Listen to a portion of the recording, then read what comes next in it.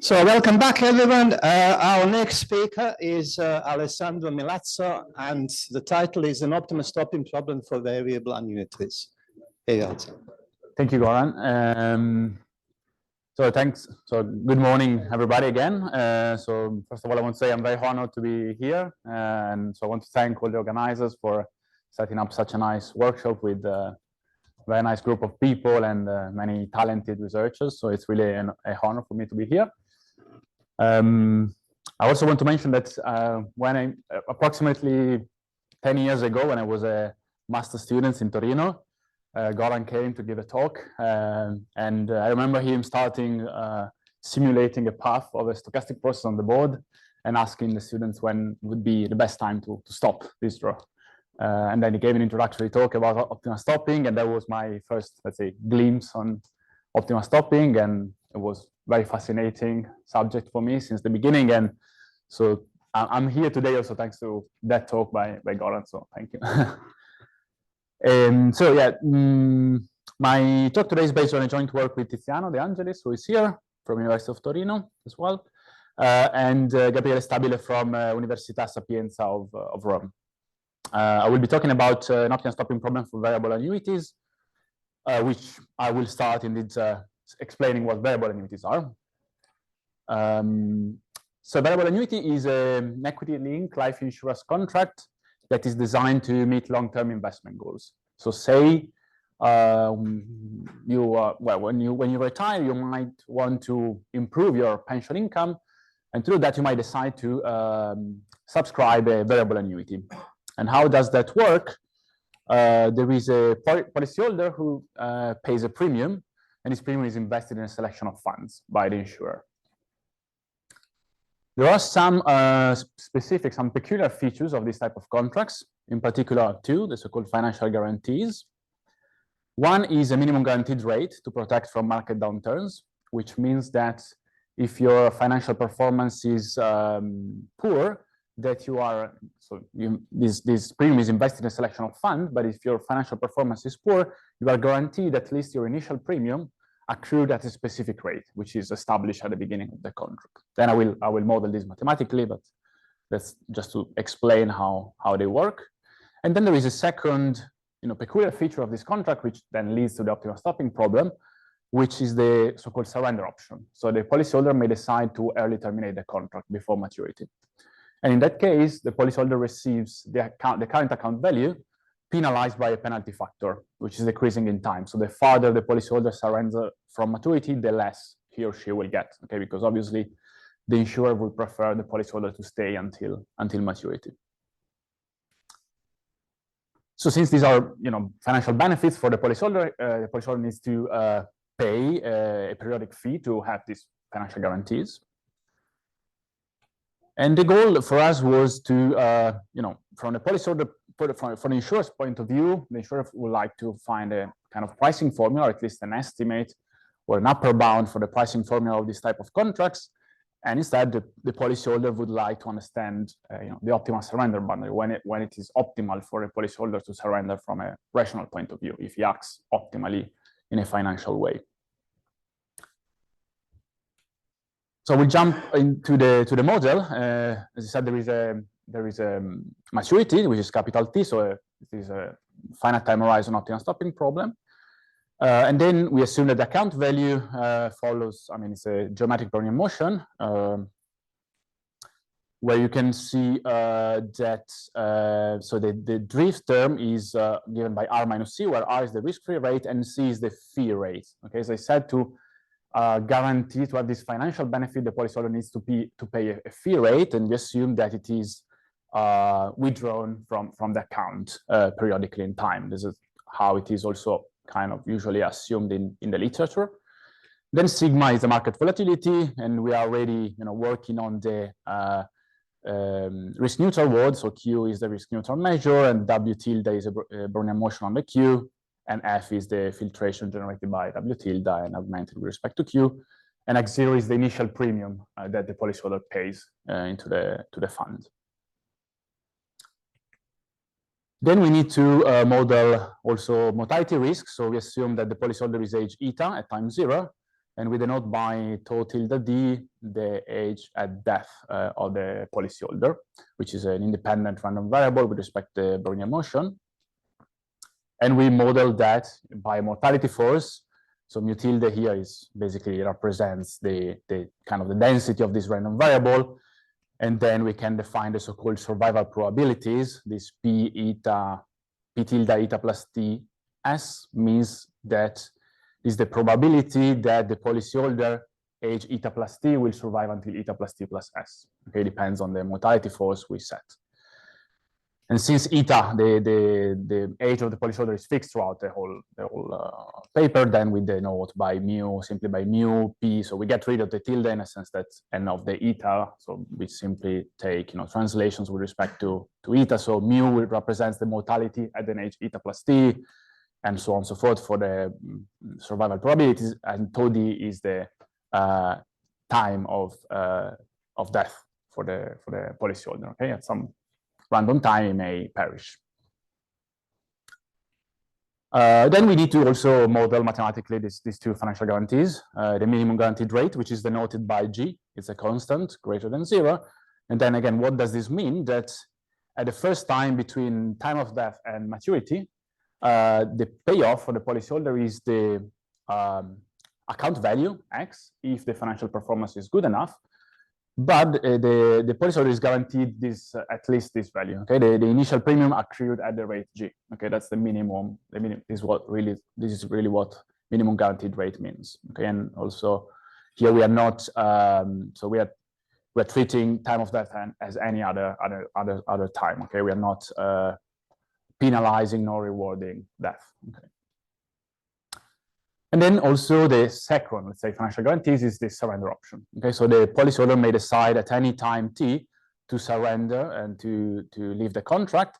And in that case, the policyholder will receive the account value penalized by this penalty factor 1 minus k of t. K is a function of time.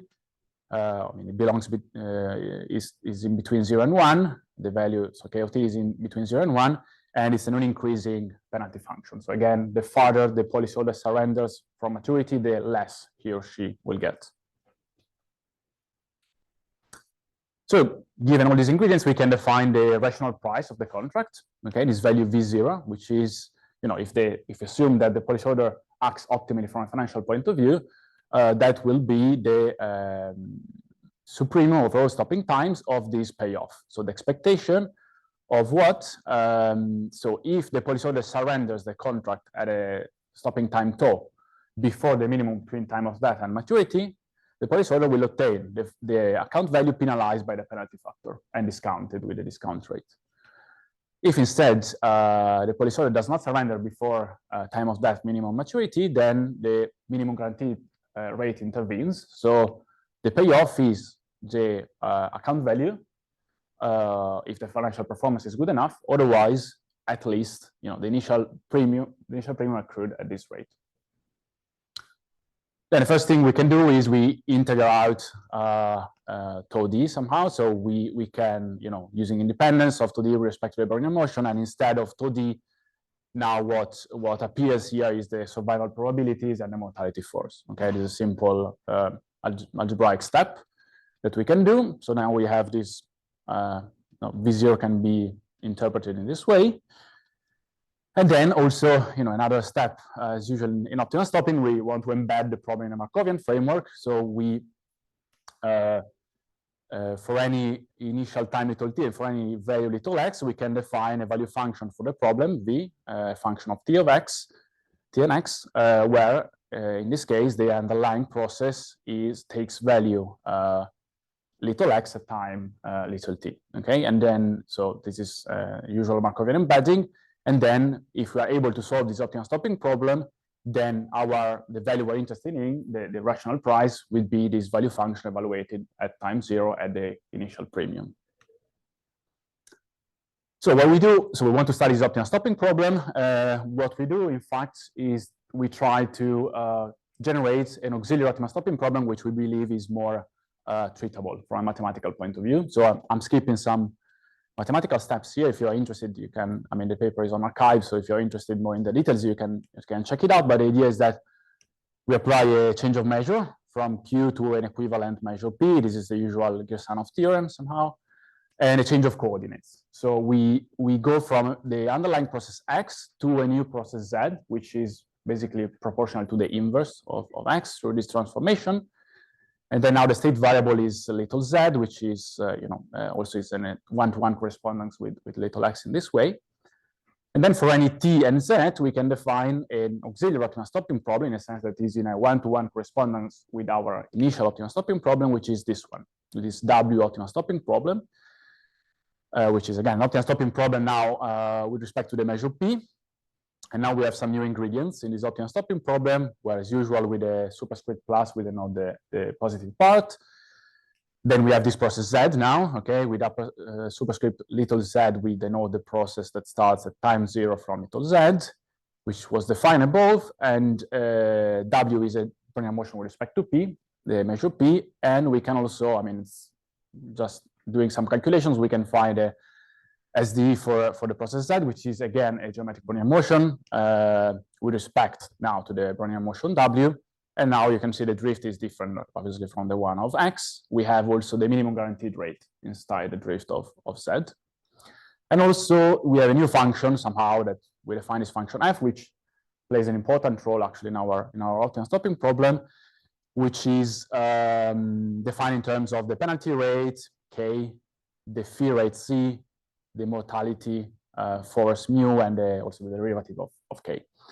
And I mean, this optimal stopping problem, I mean, I call it auxiliary in a sense that V and W are in this correspondence defined here. Okay, so what we'll do now, we will work on the optimal stopping problem W. We will try to solve this optimal stopping problem W, which in principle does not have an explicit financial meaning, but then once W is solved, we can go back at the end of the talk to the optimal stopping problem V and discuss a bit more about the financial consequences. And I will give you also some numerical results. So now we focus on the study of this optimal stopping problem W from now on, whose underlying process is this process Z. So what we do is, as usual, we define a continuation region, a stopping region, which I'm sure all of you are very aware of. And in this case, the continuation region is a set of points where the value function W is strictly above 0.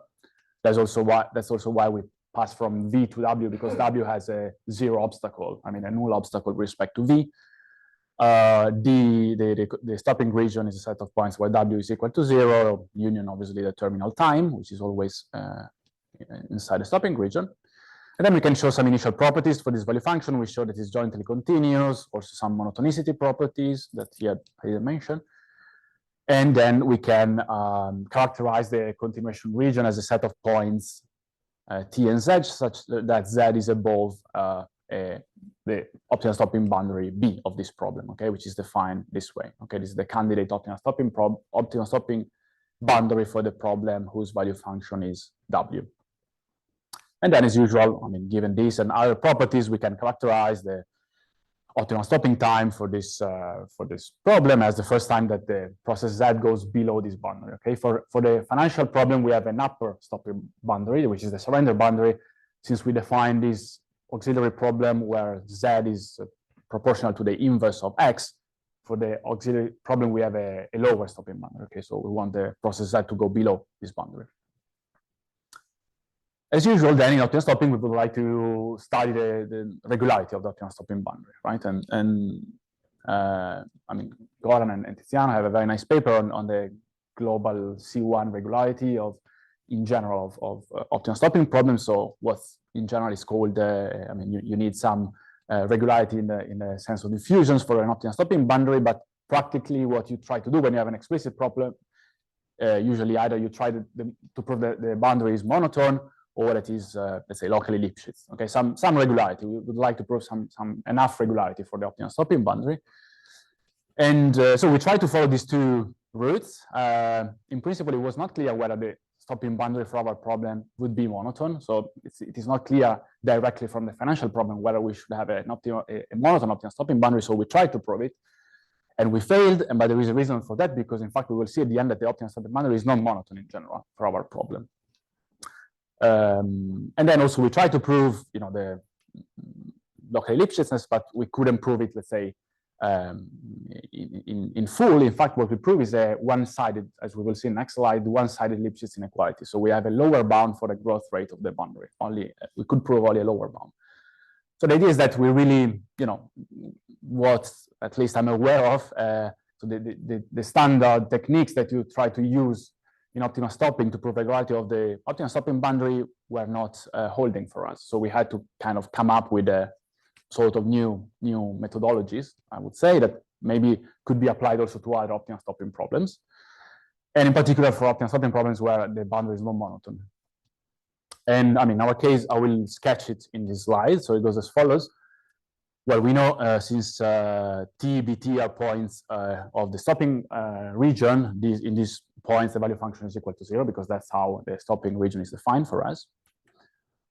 Then we could prove by continuity of the value function and some monotonicity properties of the value function that for any delta, there exists a B delta T such that the value function is precisely equal to delta at those points. So these points, remember that where the value function is strictly positive, those points are points of the continuation region. So these points will be points of the continuation region, T, B delta T.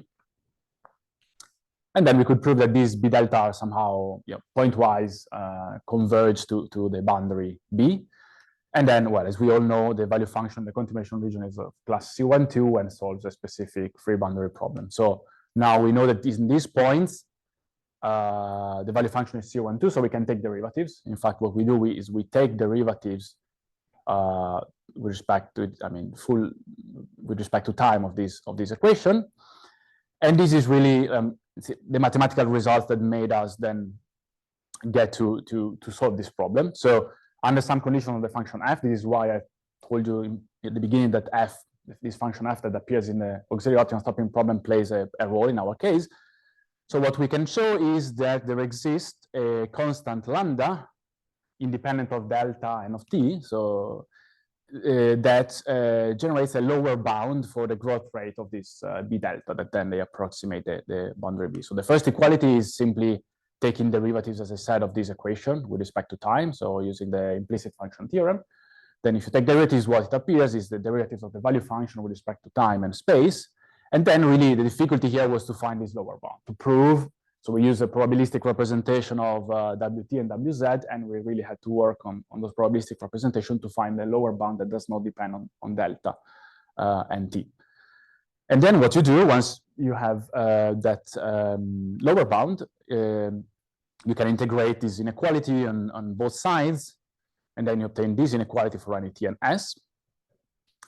Then if you let delta goes to 0, you do not have monotonicity of the boundary B, but you have monotonicity of a transformation of the boundary B, this function beta, which is a transformation of B through this constant lambda that we found that it's explicit.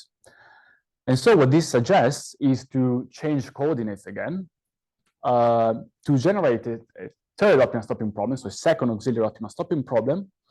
So the change of coordinates now is from tz to ty, and y, as you can see, the transformation of y is the same as the transformation that brings b to beta. Okay, y is e to the lambda tz. So this transformation of coordinates generate a third optimal stopping problem, whose optimal stopping boundary is beta and now is monotone.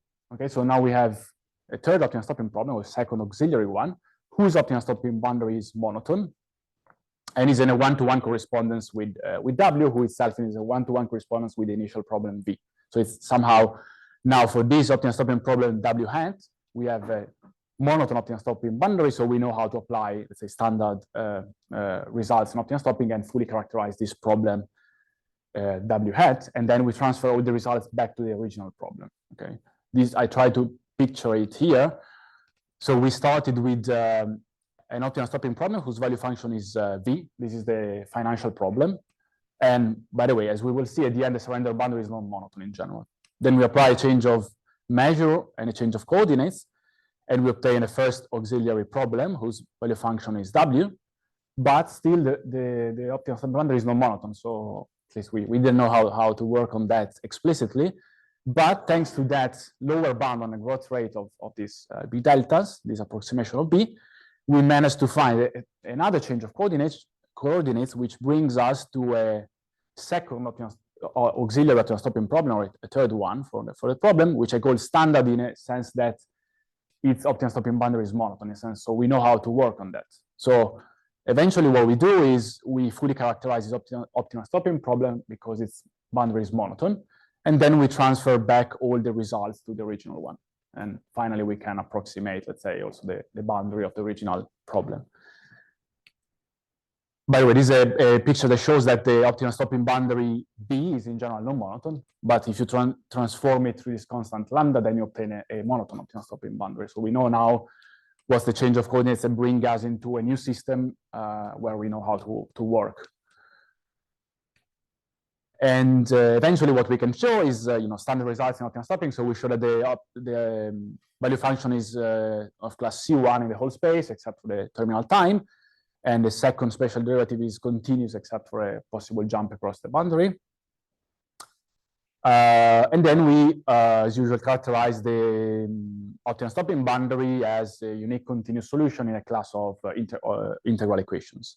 So here, phi is the PDF of the random variable z at time s, and here h is a function which depends on mortality and on f. Well, basically, I mean, this is an integral equation for b, right? And then we apply a Picard scheme, which, by the way, was designed by Yerkin, Kitabayev here, and Kotos to solve this integral equation. And then, given the initial transformation, we know how to obtain. So once we obtain a numerical solution for B, we know how to obtain a numerical solution for the surrender boundary, which is what it's important from the financial point of view, let's say. So I will now go into some numerical simulations to show you some numerical results, and also that there are many cases where the optimal stopping boundary is non-monotone. So we considered a base case where there is a policyholder who is 50 years old, and he enters the contract for 10 years. Then this is the market data. So we have data. I mean, these are just some parameters that we fix for numerical simulations. There is no estimate here, so it's just for numerical purposes. So we have a risk-free rate of 5%, market volatility 20%. This is the initial premium 100, fee rate of 2.5%, and the minimum guaranteed rate of 0%. This is the base case. It means that you are guaranteed at least what you paid as a premium. Then we take a penalty function of exponential form, which is standard in the literature. So here K, capital K, is a so-called penalty rate. And the mortality that follow the Gompertz-Meckham law is also quite standard, I guess, in the insurance literature. And we set A, B, and C in such a way to have a life expectancy of 25 years on top of the 50, obviously. So the policyholder will live on average up to 75 years old. So these are just some. So we try to plot the optimal surrender boundary. So on the x-axis you have time, on the y-axis you have the fund value. See, the white region is the continuation region, the blue or gray, I don't know, the light blue region B is the stopping region. On the left graph, we have a penalty rate of 1.4%. On the right graph, penalty rate of 2.2%. So you can see, and then the fund value evolves, and as soon as it hits the boundary, you're better surrendering the contract.